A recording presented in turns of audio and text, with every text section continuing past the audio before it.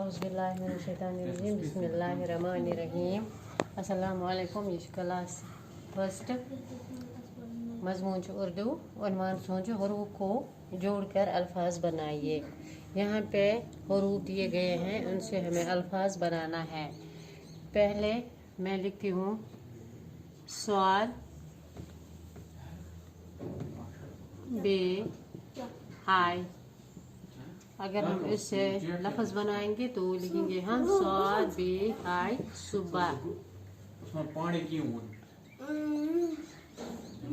दूसरा है मीम सीन जीम, मीम सीन जीम दाल। जब हम उसको लफ्ज़ बनाएंगे तो बनेगा मस्जिद, मीम सीन जीम दाल मस्जिद। और तीसरा है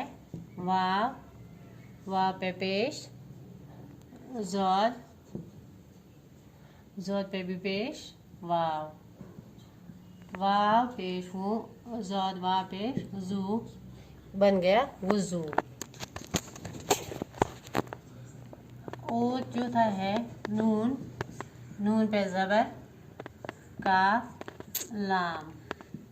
जब हम ये मिलाकर लिखेंगे तो बनेगा नून ज़बर ना काफ लाम कल नकल।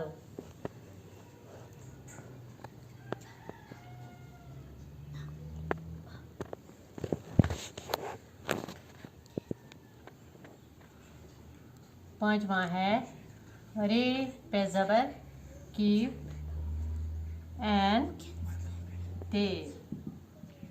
जब हम ये मिलाकर लिखेंगे रे काफ एन ते रकत रकत।